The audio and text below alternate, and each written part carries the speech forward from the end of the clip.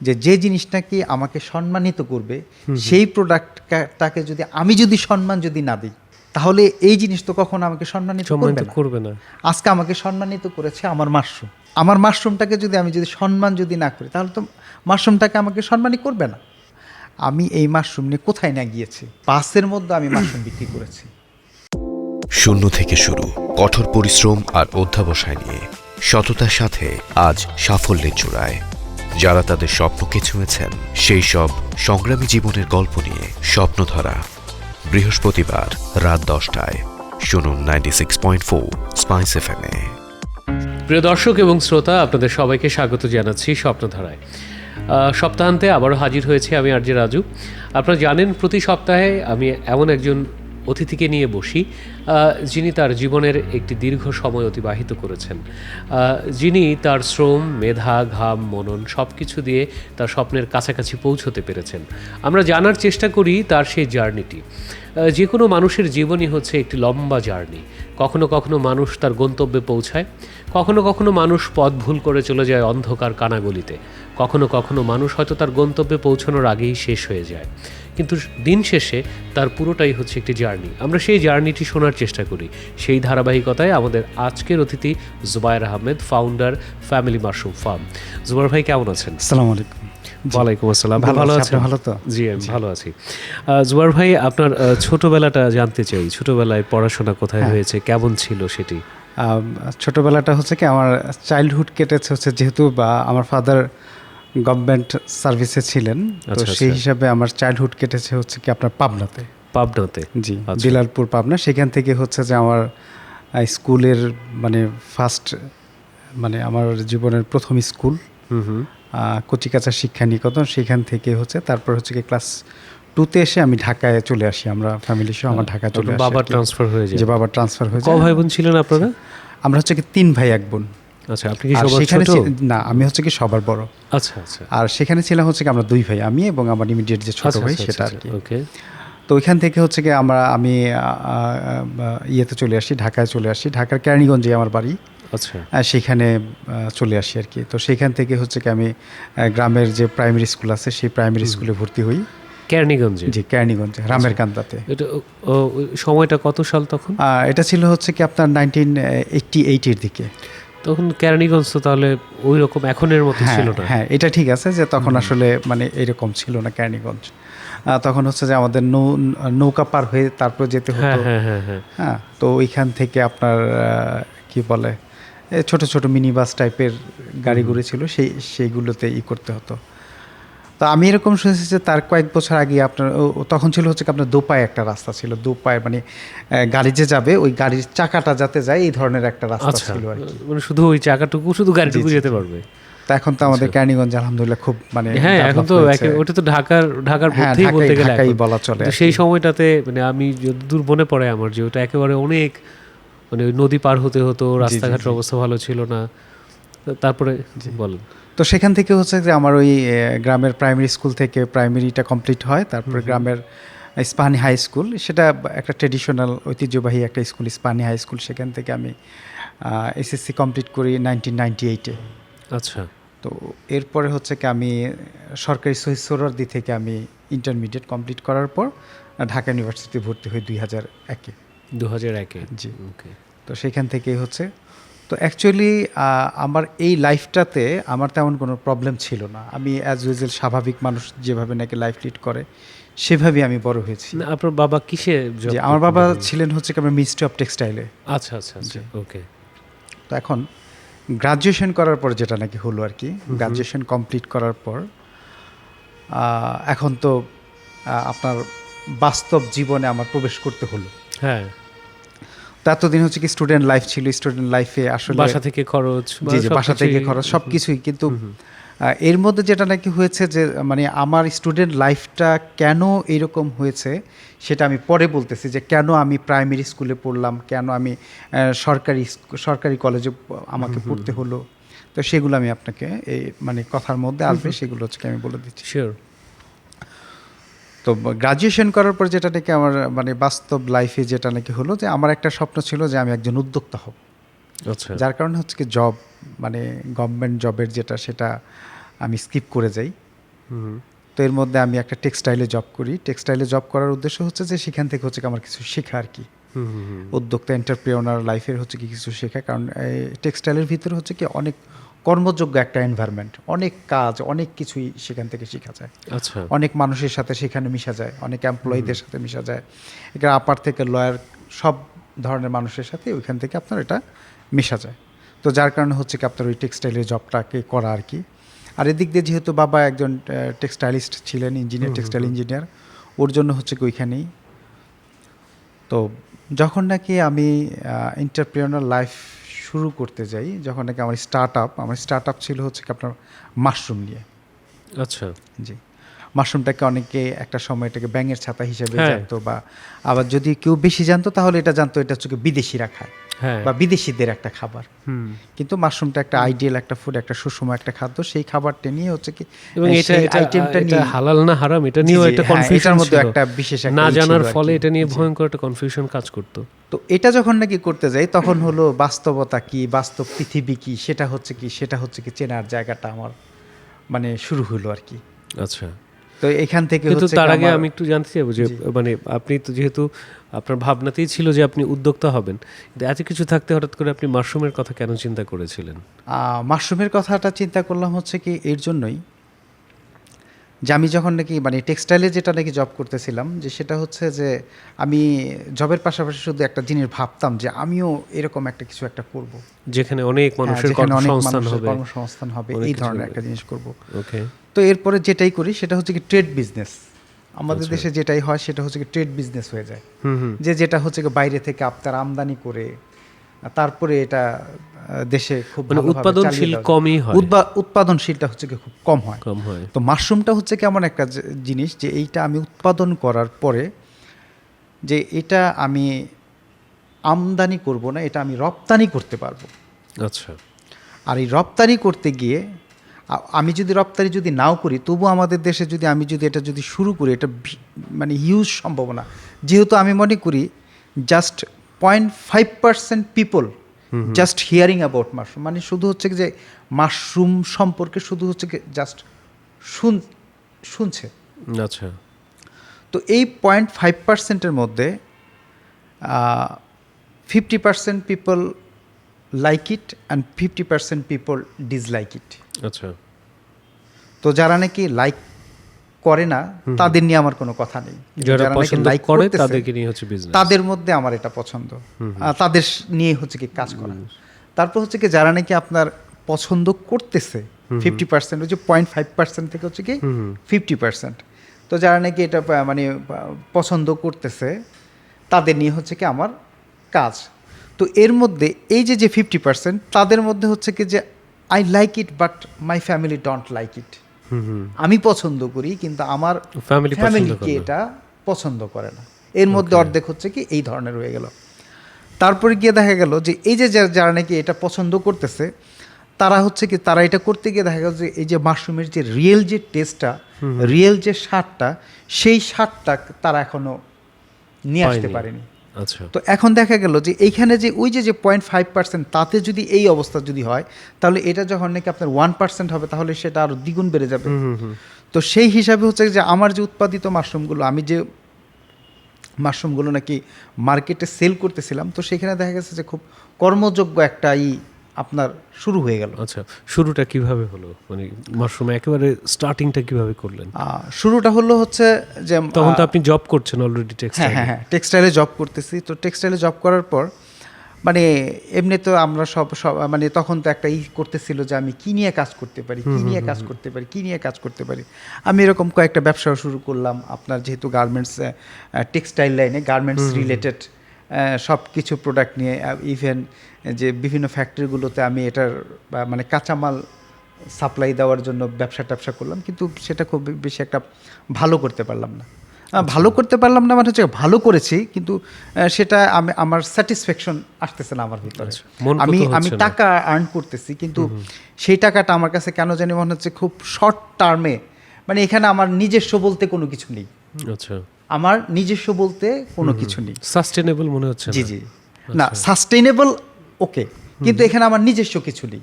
আচ্ছা, হ্যাঁ, ওই উৎপাদন হচ্ছে, আমি আনছি একজনের কাছে জি জি বিক্রি জি। করছি। এখানে হচ্ছে যে আমি একটা ব্র্যান্ডের ডাইচোফিক্স গ্রুপের একটা কালার আমি সেল করতেছি, কিন্তু এটা তো বেনিফিট হচ্ছে কি আপনার ডাইচোফিক কোম্পানি।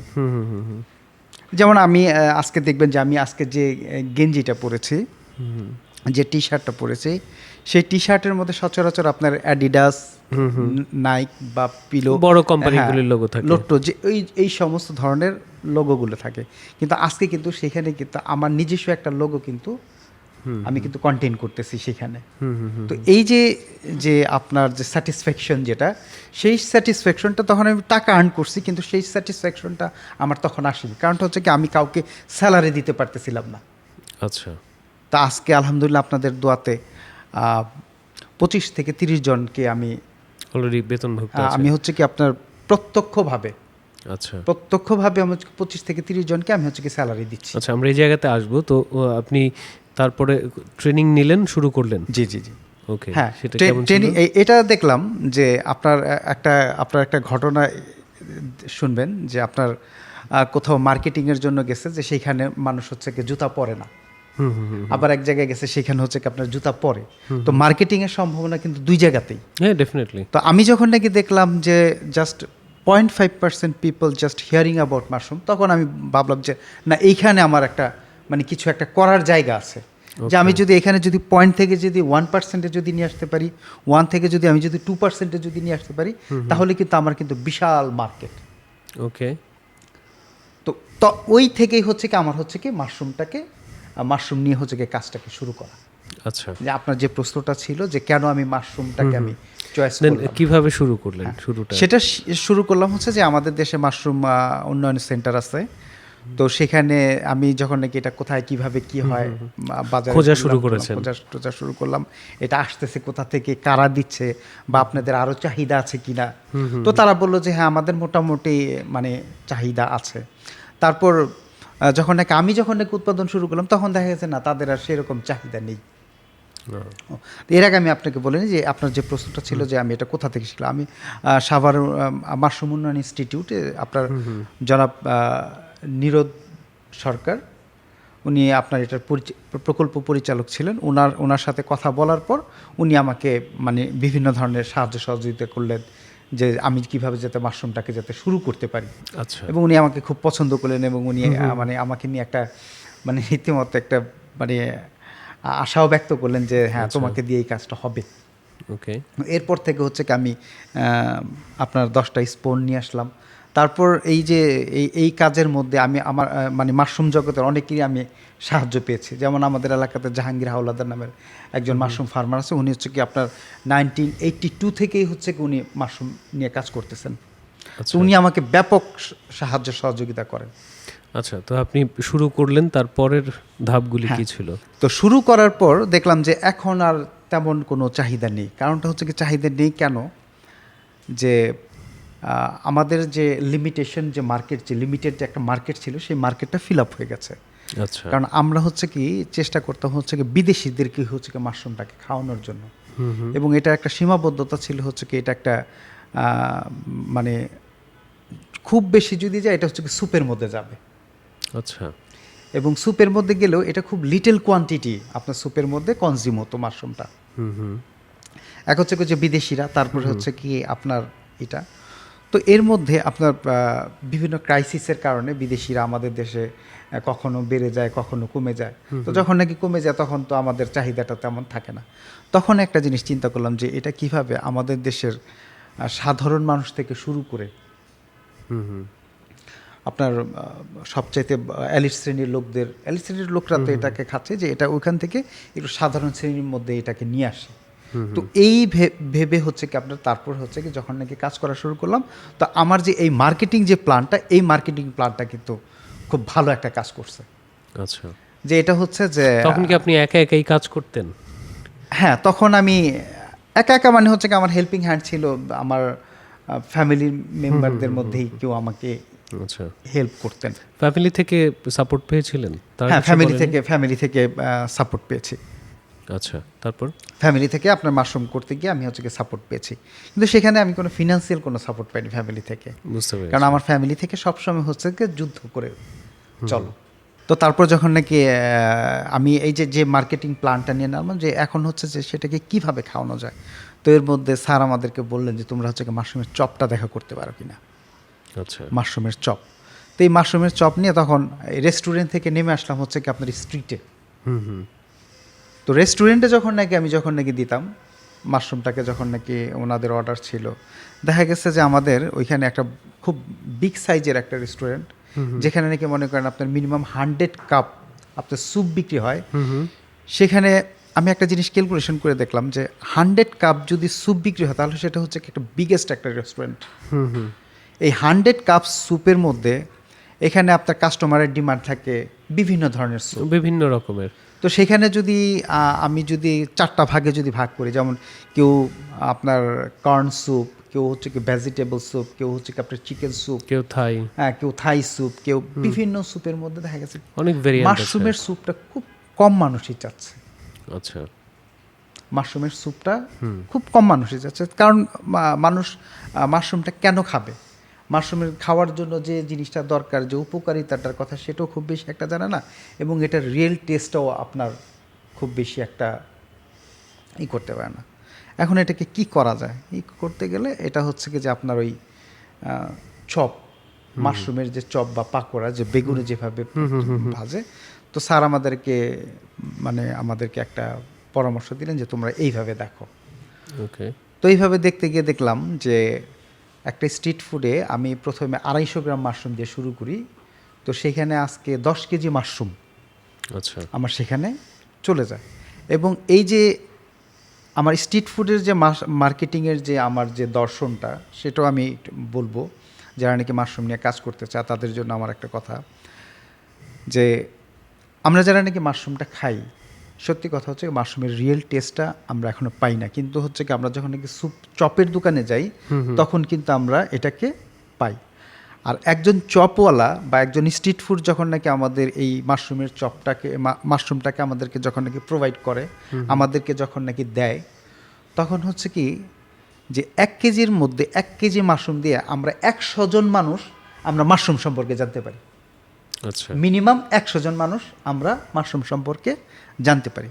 তো এইখানে আমি যখন নাকি চপওয়ালাদেরকে বলি, তখন আমি তাদেরকে একটা কথা বলি যে দেখেন ভাই, আলুর চপ কেউ কিন্তু আলুর জন্য খেতে আসে না, বেগুনের চপ কেউ কিন্তু বেগুনের জন্য খেতে আসেন, কিন্তু আমাদের মাশরুম চপটা মানুষ খেতে আসে হচ্ছে মাশরুমের জন্য। তাই আপনাদের একটু ভালোভাবে এটা একটু প্রিপেয়ার করা দরকার। তো তখন তারা এটা আসলে না চিন্তা ভাবনা করেন না, আসলেই তো, কারণ মাশরুমের যে কাস্টমার আসে তারা শুধু হচ্ছে মাশরুমটার টেস্টটা নেওয়ার জন্যই আসে। তখন তারা এটার মধ্যে আরেকটু ফিউশন করার পর মোটামুটি এটা খুব ভালো জমজমাট হয়ে যায়। তারপরে আস্তে আস্তে বিভিন্ন, তো এখন ঝড় কিন্তু আসতেই থাকে। তো স্ট্রিট ফুড যখন নাকি এরকম শুরু করলাম, তো এখানে আমার কিছু কম্পিটিটর ভালো, তো কম্পিটিটরটাকে আমি সেটাকে আমার কোনো প্রবলেম মনে করি না। তো এর ফলে বিভিন্ন ক্রাইসিস, যেমন আমাদের এই যে বেশ কিছুদিন আগে আমাদের ঢাকা সিটির ভিতরে যেটা নাকি হলো আপনার স্ট্রিট হকার উচ্ছেদ যে অভিযান, সেখানে আমাদের একটা বড় ধরনের একটা প্রবলেম হলো। তো এখন যে বলে না যে প্রত্যেকটার আপনার কি এই আবিষ্কারের পিছনে একটা কারণ থাকে, তা আমার এরকম মাশরুম নিয়ে কাজ করার প্রত্যেকটা পিছনে আমাদের একটা কারণ আছে।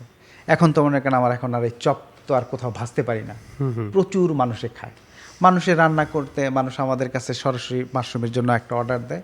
না, আমি জানতে চাচ্ছিলাম যে আপনি এই জায়গাটাতে পৌঁছলেন কিভাবে? এখন নিশ্চয়ই আপনি একটা অবস্থানে এসেছেন। আপনি বলছিলেন যে বেশ কিছু মানুষ এখন আপনার কোম্পানির প্রতি নির্ভরশীল।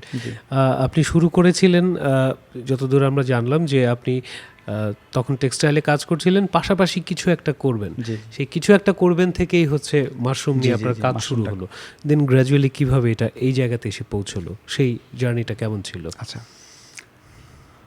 তো ওই যে বলতেছিলাম যে আমি ওই যে সাভার সেন্টারে যাই, সাভার মাশরুম সেন্টারে গিয়ে তারপর এখানে আমি কথাবার্তা বলি, সেখান থেকে আমি কয়েকটা স্পোন নিয়ে আসি, স্পোন নিয়ে এসে তারপর এগুলো কেটে দিই। তারপর হচ্ছে ওই যে জাহাঙ্গীর ভাইয়ের কথা বললাম, তারপর এদিকে আমাদের জামাল ভাই আছে, তারপর হচ্ছে কি আমাদের শিপু ভাই আছেন, আপনার ভাওয়াল মাশরুমের সোহেল ভাই আছেন, ওনাদের কাছ থেকে যথেষ্ট পরিমাণে হেল্প টেপ নিয়ে তারপর হচ্ছে কি এটাকে আমি একটু এস্টাবলিশ করি।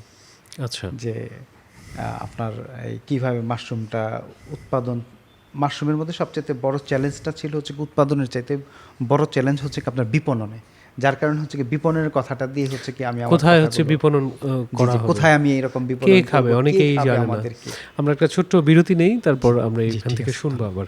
প্রিয় দর্শক এবং শ্রোতা, আপনারা শুনছেন স্বপ্নধারা, আমি রাজু রয়েছি আপনাদের সাথে। আমাদের আজকের অতিথি জুবায়ের ভাই, ফ্যামিলি মাশরুম ফার্মের ফাউন্ডার তিনি। আমরা শুনছিলাম তার জীবনের গল্প। তিনি যেটি বলছিলেন যে তার প্রথম থেকে ইচ্ছে ছিল নিজে কিছু করার, নিজে কোনো ব্যবসা প্রতিষ্ঠান তৈরি করবেন, নিজে কোনো উৎপাদনমুখী কোনো কাজ করবেন, যেখানে আরও অনেক মানুষ যুক্ত হবে, যাদের সংসার চলবে। এমন একটি ভাবনা থেকেই পড়াশোনা শেষ করে তিনি চাকরিতে জয়েন করেন টেক্সটাইলে, একটি টেক্সটাইল ফ্যাক্টরিতে, এবং তার পাশাপাশি তিনি শুরু করেন মাশরুম নিয়ে কাজ করা। আমরা এ পর্যন্ত শুনেছি তার কাছ থেকে। পরবর্তীতে তিনি যেটি বলছিলেন যে বিপণন নিয়ে আসলে সবচেয়ে বেশি ভাবনার বিষয়, কারণ মাশরুম এমন একটি খাবার যেটি পুষ্টি গুণে অনন্য একটি খাবার, কিন্তু আমাদের জ্ঞানের স্বল্পতার কারণে এবং বিভিন্ন ধরনের কুসংস্কারের কারণে আমরা অনেকেই মাশরুমটা যে আসলে কত উপকারী সেটি জানি না, যার ফলে বিভিন্ন কুসংস্কারে আচ্ছন্ন হয়ে থাকি, যার ফলে মাশরুমের মার্কেট সেভাবে তৈরি হয়নি আমাদের দেশে। এমন একটি চ্যালেঞ্জ উনি কিভাবে উত্তরণ ঘটালেন সেই গল্প শুনবো ছোট্ট একটা বিরতির পর। মা, তোমরা এমন ভাব করছো যেন বৃদ্ধাশ্রমে কেউ থাকেই না। আচ্ছা বাবা, তোমরা যখন বৃদ্ধ হবে আমিও কি তখন তোমাদের বৃদ্ধ আশ্রমে রেখে আসবো? পরিবারের সবাইকে নিয়ে ঘর বাঁধার স্বপ্ন পূরণের নিশ্চয়তা নিয়ে গড়ে উঠেছে স্বপ্নধারা, ধরনের বুকে স্বপ্নের ঠিকানা। প্রিয় দর্শক, বিরতির পর আপনাদের সবাইকে স্বাগত জানাচ্ছি আবারও স্বপ্নধারায়। আমাদের আজকের অতিথি Zubair Ahmed, founder, family mushroom farm. Zubair ভাই, আমরা শুনছিলাম আপনি বলছিলেন যে মার্কেটিংটা হচ্ছে সবচেয়ে বড় চ্যালেঞ্জ ছিল সেই মুহূর্তে। পাশাপাশি সেই সময় আপনি আস্তে আস্তে আপনার এই প্রতিষ্ঠানটাকে দাঁড় করাচ্ছিলেন। তখন কি আপনি জব করতেন নাকি জব ততদিনে ছেড়ে দিয়েছেন? ততদিনে আমি জব ছড়িয়ে দিয়েছি, কারণ হচ্ছে কি যে এর মধ্যে আমাদের বলেছে যে মাশরুমের যে কর্মযোগ্য যে একটা পরিবেশ, তো আমার ফার্ম তখন আমাকে সেখান থেকে নিয়ে এসেছে। আচ্ছা, তো ফার্মটা আপনি কোথায় স্টার্ট করলেন প্রথমে? ফার্মটা স্টার্ট করি হচ্ছে কি আমি আমার গ্রামে, মানে আমি স্টুডেন্ট লাইফে যখন নাকি আমি ইন্টারমিডিয়েট পড়ি, তখন হচ্ছে কি আমি একটা কোচিং সেন্টারের জন্য আমি একটা রুম করেছিলাম। আচ্ছা, ওই মুন্সিগঞ্জে, ক্যারনিগঞ্জে একটা কোচিং সেন্টারের জন্য আমি একটা রুম করি। তো সেই রুম থেকেই হচ্ছে কি মানে আমার এই ফার্মটাকে হচ্ছে কি শুরু। আচ্ছা, 20টা স্পন নিয়ে হচ্ছে কি শুরু করা। এই স্পন নিয়ে যখন নাকি মানে শুরু করতেছি, তো একটা জিনিস কি যে আসলে ভালো মানুষ, যাদের লাক ভালো তারা কিছু ভালো মানুষের সন্ধান পায়। আচ্ছা, তো সেই হিসাবে আমি সেই সময়টার মধ্যে আমি যখন নাকি এরকম নিজে মাশরুমটা, মানে মাশরুমের বীজটা তো আপনার সাভার সেন্টার থেকে নিয়ে আসছি, তো বেশ কিছু সময় আনার পর থেকে ওই ট্রান্সপোর্টেশনের কারণে আপনার বীজগুলো তেমন খুব বেশি একটা ভালো যাচ্ছিল না। আচ্ছা, তো তখন আমি এরকম স্যারের সাথে পরামর্শ করলাম। স্যার আমাকে বললো যে এখন থেকে তুমি বীজ তৈরি করো। কীভাবে বীজ তৈরি করবো স্যার? বলে তুমি একদিন আসো, আমি তোমাকে এরকম শিখিয়ে দিই। তো এরকম মানে স্যার আমাদেরকে শিখিয়ে দিলেন, হাতে কলমে ধরে শিখিয়ে দিলেন, কিন্তু এরপরে এটার মানে খুব বেশি একটা মানে আমাদেরই ব্যর্থতার কারণে সেটা রেজাল্ট ভালো আসতেছিল না। কারণ স্যার আমাদেরকে যেভাবে বলে দিয়েছে এটাকে আপনার টেম্পারেচার নিয়ন্ত্রণ করার জন্য, সেটা এর মধ্যে আমার বেশ কিছু কন্টামিনেশন হচ্ছে। আচ্ছা, তো একদিন সাভার মাশরুম সেন্টারে গেটে মানে আমি খুব হতাশ হয়ে যাচ্ছিলাম যে সময় যাচ্ছে, অর্থ যাচ্ছে, বীজগুলো নষ্ট হয়ে যাচ্ছে, আমি আমার ক্যারিয়ারটা ওদিক থেকে ছেড়ে দিয়ে আসলাম, এদিকে এসে কাজ করতেছি। তো তখন আমার ওই বাবু ভাইয়ের সাথে পরিচয়। বাবু ভাইয়ের সাথে গেটে বাবু ভাই বললো যে মানে এমনিতে আগে পরে কথা হচ্ছিল, তো এর মধ্যে মানে সেদিন আর কি বললো যে আপনি মন খারাপ কেন করতেছেন, চলেন আমি আপনাকে বাসায় নিয়ে প্র্যাকটিক্যাল কিছু শিখাই। আচ্ছা, তো বাবু ভাই তখন আমাকে নিয়ে আপনার ওই বীজ বানানো 1 সপ্তাহের একটা ট্রেনিং করিয়ে দিলেন আর কি। মানে তখন সাভারের একটা বিষয় ছিল কি, সাভারে এটা তো আপনার একটা প্রকল্পের মাধ্যমে আপনার এই জিনিসগুলো আসে। তো ইতিমধ্যে ওই প্রকল্পটা শেষ হয়ে গেছে, যে ট্রেনিংয়ের যে প্রকল্পটা, সেই প্রকল্পটা শেষ হয়ে গেছে। তো তারপর এই দিক দিয়ে আমাদের যে ওনার কাছ থেকে হচ্ছে আমি স্পন বানানো শিখলাম। এখন স্পন বানানো করতে গেলে এটার আবার বীজও লাগবে, সেই বীজটা আমি কোথায় পাই? সেই বীজটা এখন খোঁজখবর নিয়ে জানতে পারলাম যে আমাদের পাশেই শাক্তার, মানে কেরানীগঞ্জের থানার ভিতরেই, উপজেলার ভিতরেই আপনার শাক্তা ইউনিয়নে আমাদের জাহাঙ্গীর হাওলাদার ভাই, উনি নিজে আপনার এই মাশরুমের বীজ নিয়ে কাজ করতেছেন। আচ্ছা, তো ওনার কাছে গেলাম, পরে উনিও আপনার খুব মানে খুব যত্ন করেই উনি আমাকে এই বীজ বানানোটাও শিখিয়ে দিলেন। ওকে। তো এখন এই বীজ বানালাম, এই করলাম, সেই করলাম, ওই যে মার্কেটটা যে তৈরি করছিলাম, এই মার্কেট তো এই দিক দিয়ে আমার শেষ হয়ে গেছে। তো এখন আমি এই মার্কেটগুলোতে কিভাবে কি করব। তারপর আমাদের জামাল ভাই আছেন, আমাদের যে সোহেল ভাই আছেন ভাওয়াল মাশরুমের, ওনাদের কাছে পরামর্শ চাই, ভাই এটাকে এখন কি করা যায়। বললো যে ভাই এটা অ্যাওয়ারনেস ছাড়া কোনো উপায় নেই, অ্যাওয়ারনেস ছাড়া কোনো উপায় নেই যে আপনি একজন মাশরুমের কথা বলবেন, মাশরুম নিয়ে যাবেন, না ভাই এইভাবে হবে না, এটা তখন অ্যাওয়ারনেস কিভাবে করা যায়। তখন আবার আমি আরেকটা কাজ শুরু করলাম, যে যেহেতু তখন আমি কি করলাম, বিভিন্ন পার্কের গেটগুলোতে আমি এরকম মাশরুম নিয়ে বসা শুরু করলাম। আপনি নিজেই? জি, আমি নিজেই। এখানে আমার একটা কথা, যে জিনিসটাকে আমাকে সম্মানিত করবে, সেই প্রোডাক্টটাকে আমি যদি সম্মান না দিই, তাহলে এই জিনিস তো কখনো আমাকে সম্মানিত করবে না। আজকে আমাকে সম্মানিত করেছে আমার মাশরুম, আর আমার মাশরুমটাকে আমি সম্মান না করি, তাহলে তো মাশরুমটাকে আমাকে সম্মানই করবে না। অনেকে আমাকে এই প্রশ্নটা করে যে এটা কি আপনি নিজেই করেছেন? আপনি নিজেই করেছেন? আমি তো এটা তো অনলি একটা পার্কের গেটের কথা বললাম, আমি এই মাশরুম নিয়ে কোথায় না গিয়েছি। আচ্ছা, আমরা সেই গল্পই শুনতে চাই। আমি বাসের মধ্যে আমি মাশরুম বিক্রি করেছি, এবং সেখানে আমার বেশ কিছু মানে চিন্তা ভাবনাও ছিল, যে বাসের মধ্যে আমি যদি একটা বাসের ভিতরে 50-60 জন মানুষ থাকে, সেখানে আমি মাশরুম নিয়ে দাঁড়ায় যাই, তাহলে 50 জন মানুষ মাশরুমটাকে চিনবে। 50 জন মানুষ মাশরুমটাকে চিনবে। আমি এরকম লোকাল বাসের মধ্যে বেশি মানে যাতায়াত করতাম, যাতে আমার মাশরুমটা আমি ওইখানে একটুখানি উপস্থাপন করতে পারি। তো একটা মজার বিষয় হচ্ছে কি, মাশরুমটা নিয়ে আমি যখন নাকি কোনো একটা বাসে উঠতাম, তো তখন আমার ব্যাগটা একটু ঢাকা থাকতো, মানে ব্যাগের ভিতরে যে মাশরুমটা সেটা দেখা যেত না। আমি বুদ্ধি করে কি করতাম, আমি ওইটাকে কোনো কারণে আমি ওই ব্যাগটাকে নিচে ফেলে দিতাম। তো নিচে যখন নাকি ফেলে দিতাম, তখন মানুষ এরকম দেখতো যে হ্যাঁ এইটা কি। তো ওই বাসের যাত্রীদের মধ্যে এরকম মানে তারাই তখন এটার মার্কেটিং করতো। যেমন একজনে বলতো এটা হচ্ছে কি ব্যাঙের ছাতা, তো তার প্রতিবাদ দেখা গেছে আরেকজন প্যাসেঞ্জার করতো যে না এটা ব্যাঙের ছাতা কেন হবে, জানেন আপনি এটা কি, এটা তো একটা পুষ্টিগুণ, সব একটা উন্নত মানের একটা খাবার, এটা পুষ্টি সমৃদ্ধ একটা খাবার, মানে ওনাদের মার্কেটিংটাই ওনারা করতো। তো তখন অনেকে আছে যে মাশরুমের কথা শুনছে কিন্তু তারা হাত দিয়ে ধরে দেখেনি। তো আমি আপনার ওই গাড়ির মধ্যে বাসের মধ্যেই তাদেরকে হাত দিয়ে ধরে দেখালাম। তো সাথে আমি কার্ড রাখতাম, তারপর তাদেরকে এরকম কার্ডও দিয়ে দিতাম। তো ওইখান থেকে দেখা গেছে মানে আপনার ওই বাসের ভিতরে থেকে দেখা গেছে যে 2-4 প্যাকেট আমার এরকম বিক্রিও হতো, 200-250 গ্রাম করে আমি যখন নাকি মাশরুমটাকে বিক্রি করতাম, তখন এরকম বিক্রি হতো। আর একটা জিনিস আপনি খেয়াল করবেন, বাসের মধ্যে একটা বিষয় হচ্ছে যে একটা জিনিস আপনি সেল করতে পারেন, একটা গাড়ির মধ্যে মিনিমাম আপনার 15 থেকে 20টা প্রোডাক্ট আপনার সেল হবে। দেখে আরেকজন, জি, এটা হচ্ছে কি একজন এটা দেখে আরেকজনে এটা হয়। তো এটা ছিল আমার জন্য একটা প্লাস পয়েন্ট, যে আমার কথা হচ্ছে কি যেভাবেই হোক মাশরুমটা যাতে প্রথমে একটু কানে শুনে, চোখে দেখে, হাত দিয়ে ধরে, তারপর না হয় তারা কোনো না কোনো একদিন কোথা থেকে কারো কাছ থেকে সাপোর্ট পায়, তাহলে তারা খেয়ে দেখবে। এই পলিসিটাকে যখন নাকি আমি কাজে লাগালাম, এটাও দেখলাম যে মোটামুটি এখন ভালো একটা হিট করতেছে।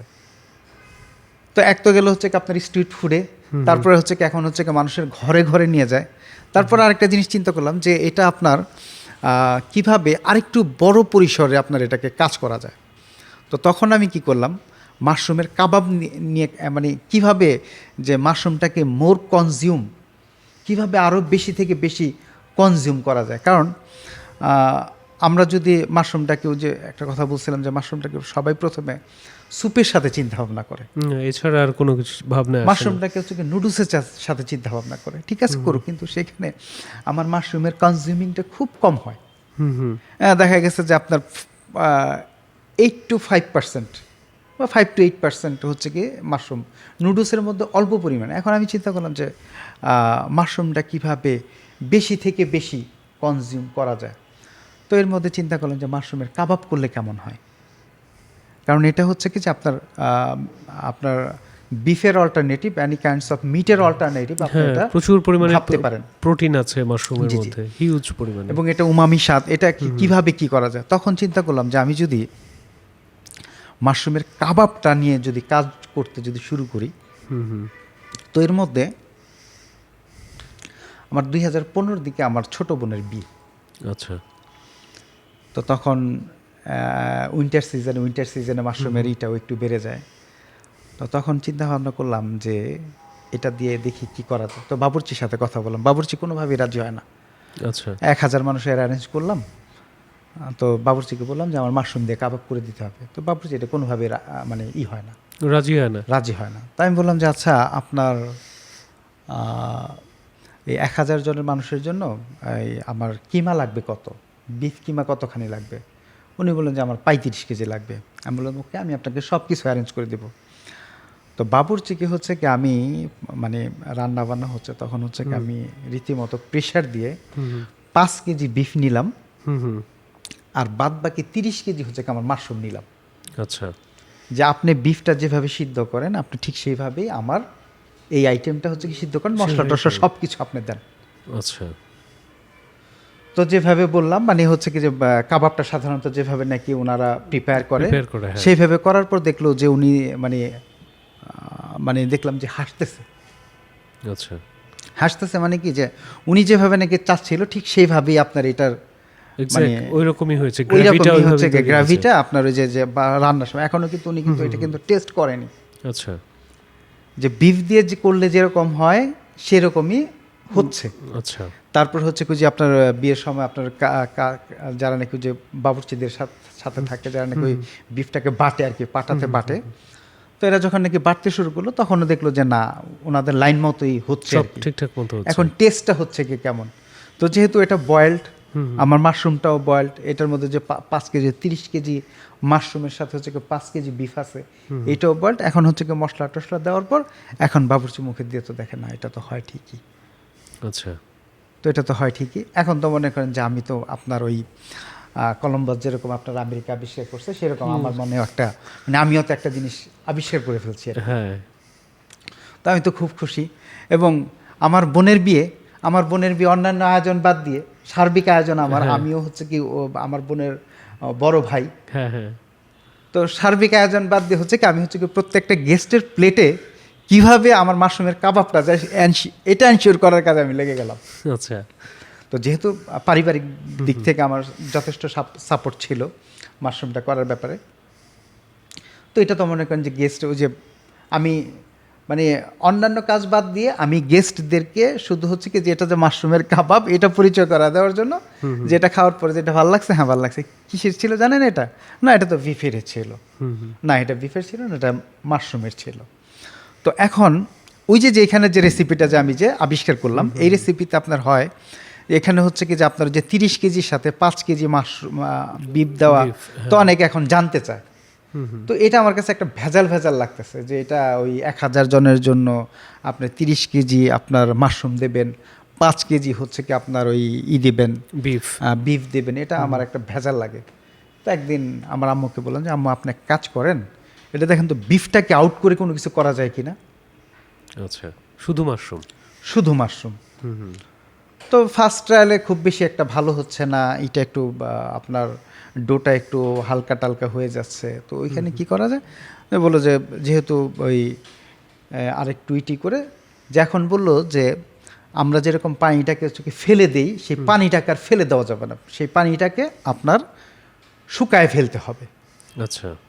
ওই ডালের সাথে মাশরুমটা এখন আর আমার আর ওই প্রবলেমটা হয় না, এখন আর রেসিপি বলতে কোনো সমস্যা হয় না। এখন আমি রেসিপি বলে দিই যে 10 কেজি মাশরুমের সাথে 1 কেজি বুটের ডাল, সাথে হচ্ছে কি আপনার কাবাব বানানোর জন্য যে মশলাগুলো দিবেন সেই মশলাগুলো দিয়েই আপনি যে পানি দেওয়ার দরকার নেই, আপনি ওই যে মাশরুমটা ধোয়ার পর যে পানিটা থাকবে এবং এটা জাল দেওয়ার পর যে পানিটা হবে সেই পানিটা হচ্ছে কি আপনি শুকিয়ে ফেলবেন।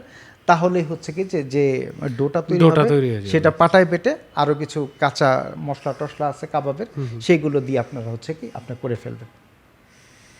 তো এখন দেখা গেছে যে মোটামুটি আমার আগে যে মাশরুমটা মার্কেটে বিক্রি করতে চাহিদা না থাকার কারণে মোটামুটি যতখানি চাহিদা আছে সেটা তো যে আরও কিছু উৎপাদন, এখন আমার উৎপাদন বাড়ানো যায়।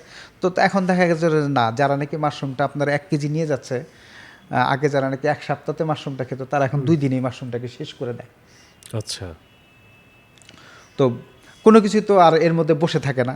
এরপরে রিসার্চ অ্যান্ড ডেভেলপমেন্ট তো চলতেই আছে আমার ভিতরে। আমি যেহেতু এটা নিয়ে কাজ করতেছি কিভাবে করা যায়, এর মধ্যে আমার এক বোন আপনার সাদিয়া ধানমন্ডিতে থাকেন, উনি আমার কাছে এরকম মাশরুম নিয়ে উনি আপনার মাশরুমের মধ্যে বিভিন্ন ফিউশন, যেমন হচ্ছে কি আপনারা কালাভুনার কথা শুনেছেন, কিন্তু মাশরুমের কালাভুনার কথা কিন্তু আপনারা কিন্তু কখনো কিন্তু শুনেননি। তো সেটা কিন্তু এটা কিন্তু বেটার টেস্ট দ্যান দিস। আচ্ছা, কালাভুনার চাইতে আসলে আমার এই কথাটা বলাটা ঠিক হবে কিনা আমি জানি না। বিফ তো অলওয়েজ বিফ, আমি নিজেও বিফ পছন্দ করি, কারণ বিফ দেখলে আমি ঠিক থাকতে পারি না। বিফের ওইভাবে বলাটা ঠিক হবে না, মোটামুটি ভালো টেস্টে। তারপর এর মধ্যে আরেকটা আইটেম আসলো হচ্ছে কি হানি মাশরুম। আচ্ছা, হানি মাশরুমটা কি? হানি মাশরুমটা হচ্ছে কি আপনার হানি চিকেন যেভাবে নাকি রান্না বান্না করে মোটামুটি ওইভাবে উনি একদিন ট্রাই করলেন, দেখলেন যে আলহামদুলিল্লাহ খুব ভালো হচ্ছে এবং এটা মার্কেটে খুব ভালো চলছে। আপনি তখন এই রেসিপিগুলি শুধু ছড়িয়ে দিচ্ছেন বিভিন্ন মানুষের মধ্যে? জি যেন হচ্ছে জি। এখন হচ্ছে যে মানুষ হচ্ছে কি মাশরুমটা ঘরে নিয়ে, আরেকটা কথা বলি, আমরা যখন নাকি মার্কেটিং করতে গেলাম তখন একটা জিনিস চিন্তা করলাম যে মাশরুমটা যদি আমরা যদি কোনো একটা কেউ যদি মাশরুমটা কিনে যদি নেয়, তো মাশরুমটার লংজিভিটি টাইমটা খুব বেশি একটা থাকে না, এটার স্থায়িত্বটা খুব কম, মানে 5 থেকে 7 দিন তারপরে এটা হয়ে যায়। তো একটা জিনিস খেয়াল করবেন, আপনি যখন নাকি কোনো কিছু আপনার বাসায় নিয়ে যাবেন, সেটা যদি ফ্রিজে যদি নষ্ট হয়, সেটার জন্য কিন্তু আপনার ফ্যামিলি আপনাকে কোনোদিন কোনো রিকুইজিশন দেবে না। কারণটা হচ্ছে কি এই জিনিস বাসায় নষ্ট হয়ে গেছে, এই জিনিস কেউ খায় না, এই জিনিস আনার আর দরকার নেই।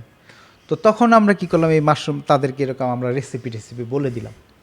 এই রেসিপি বলে দিলে পরে দেখা গেছে ওই যে টেস্টটা আসে, সেই টেস্টটা এখন হচ্ছে কি তারা পাচ্ছে, যার কারণে তারা হচ্ছে কি আবার ফিরে আমাদেরকে অর্ডার করতেছে, আমাদের রিপিট কাস্টমার হচ্ছে।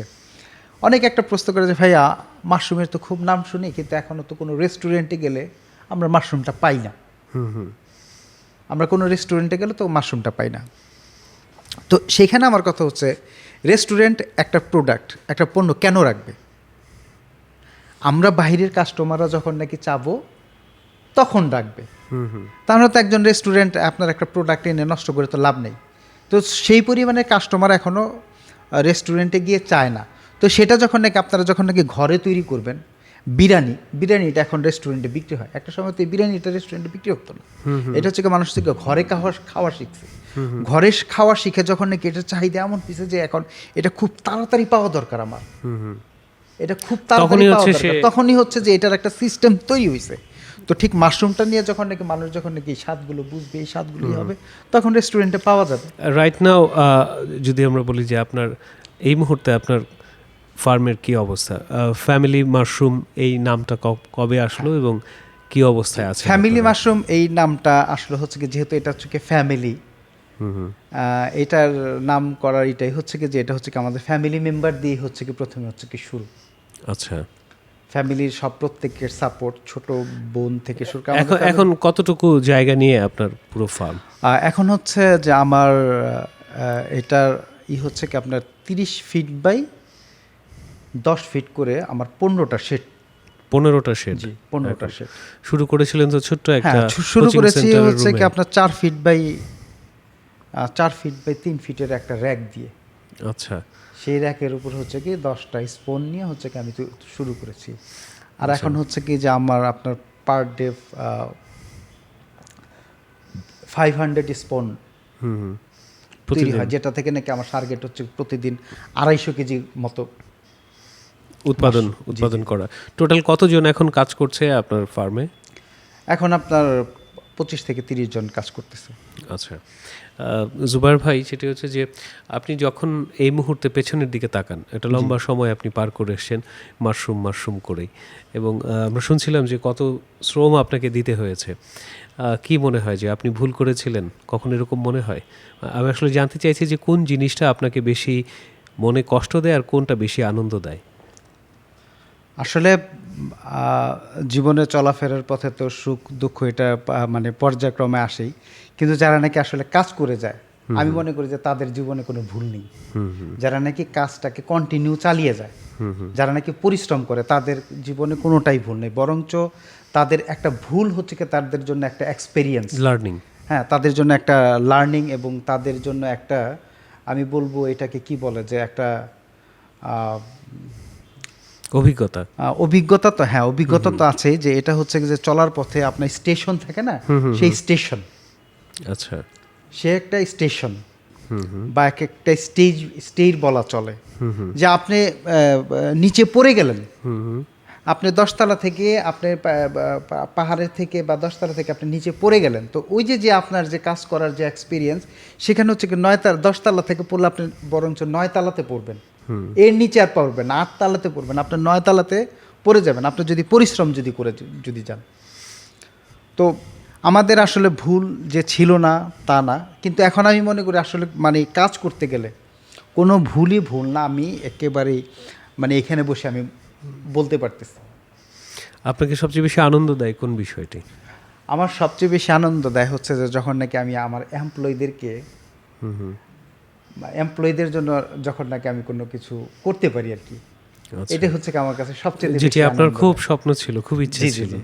এবং তাদের জন্য হচ্ছে কি মানে আমি যদি পারি প্রতি মাসেই আমি একটা করে প্রোগ্রাম রাখি, যে বুঝতে পেরেছি, বরঞ্চ তারাই আরোই করে না, এগুলো আসলে করা কি দরকার।